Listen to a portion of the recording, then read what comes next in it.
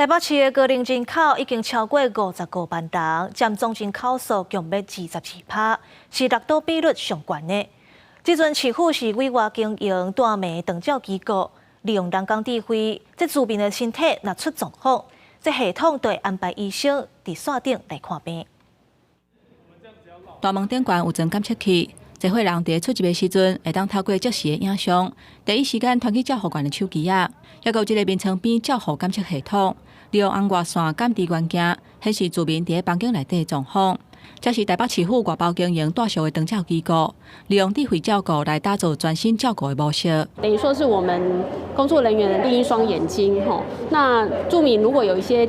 警示到威胁的时候，我们有一个即时推拨系统吼，那会帮助我们工作人员早期的去协助排除这些危险的情况。柯比平表示，在少子化的趋势之下，人力需求是大型长照机构的挑战之一。所以透过运用智能的设备，在机构的安全、甲病人的照护都会当全面提升。亲像透过智慧床珠啊，就会当随知影住民是伫眠床的，或者是离开眠床。也若智能尿珠啊，会当记录住民排泄的情形，还会当警示排泄各样的状况，来避免尿道感染。有点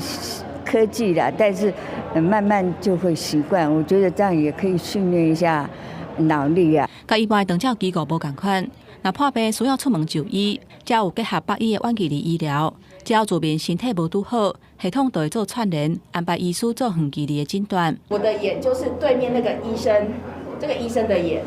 他要看病人的，比如说他的脓疮、他的伤口，我就直接把我的眼睛对在那个伤口，就可以及时性的看到那个伤口。这个伫内湖兴盛社会主体大小长照机构，面积有847平，拢总有79层，提供户口徛伫台北市连续1年以上、65岁以上的民众，包括重度失能、长期疗床、分属有座口、有到供等护理需求的居民，24点钟大小照顾的服务，加上智能照护的辅助之下，互居民健康的资料更加方便来管理，卖当减少照护人员交班的时间，来打造友善的工课场。